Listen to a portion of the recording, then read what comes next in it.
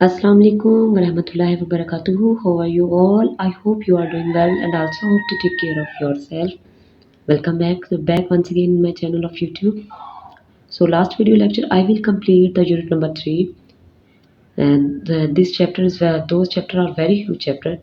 So today I will start the unit number 4 of education, Insani Nashnama, human development. So let's start.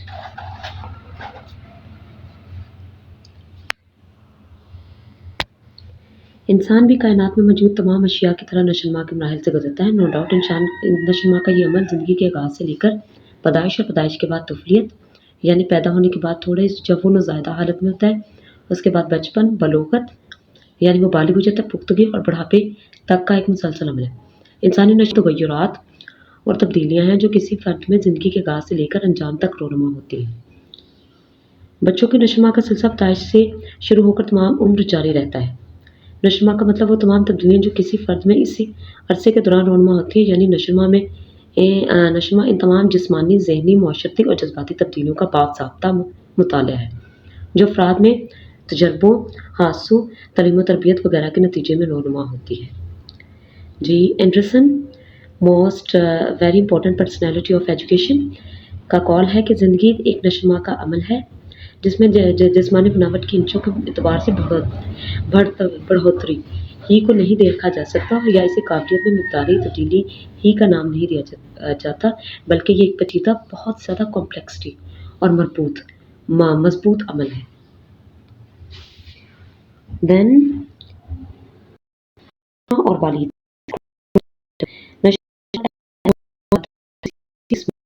मुआशरती और से रोनुमा। दरअसल ये तमाम तगय्युरात मिकदारी होने के साथ साथ औसाफी भी होते हैं, यानी सिफ्त के हिसाब से भी आप में पाए जाते हैं और अफराद में औसाफी तब्दीलियाँ लाते हैं। अगर ये तब्दीलियाँ ज़हनी हों तो इसे ज़हनी नशोनुमा कहते हैं और अगर मुआशरती हो तो मुआशरती नशोनुमा कहते हैं। इंसान और इंसानी शख्सियत को समझने के लिए इसकी जिस्मानी, ज़हनी, जज्बाती, मुआशरती का मुताला करना बहुत ज़रूरी है, क्योंकि इस मुताले के बगैर हम इंसान की फितरत को समझ नहीं सकते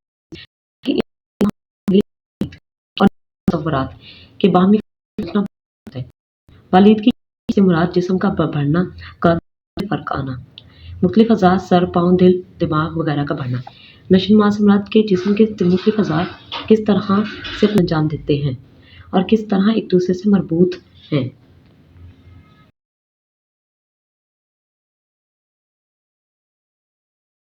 नेक्स्ट बालिदगी यानी ग्रोथ। बालिदगी से मुराद इंसान की लंबाई, चौड़ाई और वज़न में ऐसा इजाफा है जिसको पैमाइश के ज़रिए मालूम किया जा सकता है। इंसान अपनी पैदाइश से लेकर अंजाम तक खुराक का इस्तेमाल करता है और इसका बदन बनती है।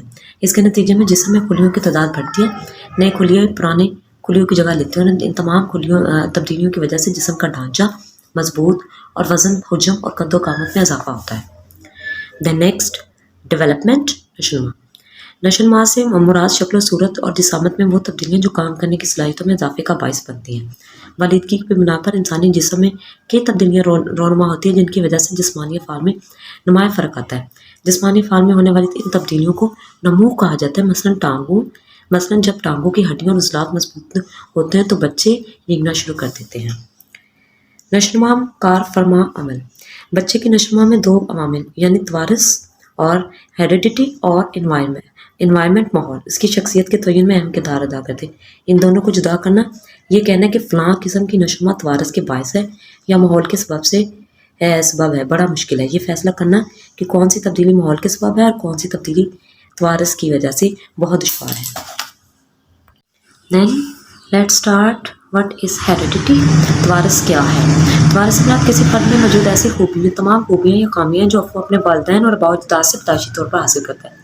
तवारस से मुराद वो खुसूसियात और सिफ़ात हैं जो वालिदैन के तुख़्म हयातिया यानी जर्म प्लाज़्मा के ज़रिए औलाद में मुंतकिल होती हैं। ये खुसूसियात ना सिर्फ वालिदैन से ताल्लुक़ रखती हैं बल्कि उनके भी आबा-ओ-अजदाद से ताल्लुक़ रखने वाली खुसूसियात के तवील सिलसिले की एक कड़ी होती हैं। इंसानी खुसूसियात मसलन कद्दो-कामत, जल्द, आँखों और बालों का रंग, सर की जिसामत और हड्डियों की साख वगैरह सब तवारसी सिफ़ात हैं। बच्चे की नशोनुमा और बालिदगी के विरासती असूल। ठीक है, बच्चे की नशोनुमा और बालिदगी یہ کہنا اس طرح لاحاصل ہے کہ کسی خاندان کے تمام بچے ایک ہی طرح کے ہوں گے، جس طرح یہ کہنا کسی خاندان میں والدین سے بچوں کو کوئی وصف منتقل نہیں ہوا۔ تو دراصل ماہرین نفسیات نے ان خصوصیات کو متعین کرنے کے لیے 3 قسم کے عمومی توارثی اصول وضع کیے ہیں جو درج ذیل ہیں: اصول مشابہت، اصول غیر مشابہت اور اصول مراجعت۔ فرسٹ ون، اصول مشابہت یعنی مشابہ کرنا۔ اس اصول کی بنیاد یہ ہے کہ مشابہ چیزوں سے مشابہ چیزیں جنم لیتی ہیں۔ دوسرے الفاظ میں یہ کہا جاتا ہے کہ بچے کئی لحاظ سے اپنی عمر، نسل اور نسل کے بچوں کی نسبت اپنے والدین سے زیادہ مشابہ ہوتے ہیں، یعنی والدین۔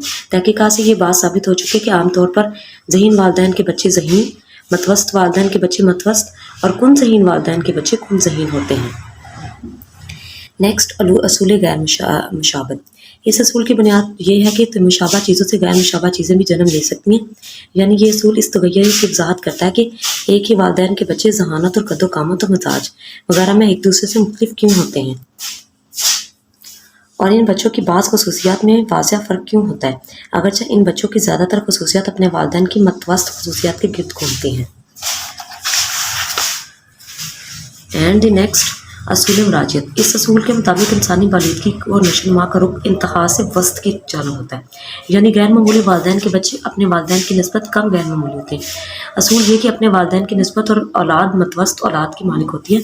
مجموعی طور پر بجز چند تشنیعات یہ اولاد نہ ہو تو نشو و نما کے درمیانے مقام سے نیچے گرتی ہے اور نہ ہی وہ بہت اوپر جاتی ہے۔ مثال کے طور پر فطین والدین کے بچے اپنے والدین کی نسبت فطانت کی کم سطح پر ہوتے ہیں، لیکن کم ذہین والدین کی اولاد نسبتاً متوسط ذہانت رکھتے ہیں، یعنی اگر کوئی والدین ان پڑھ ہیں تو ان کے بچے اصول مراجعت کے مطابق زیادہ پڑھے لکھے ہوتے ہیں۔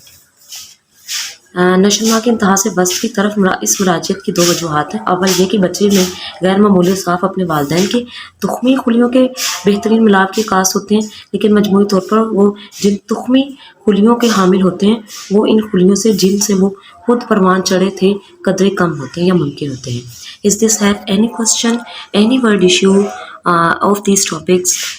Write in your comment. Any word statement issue? Write in your comment. Take care of yourself. See you in the next lecture. Allah Hafiz.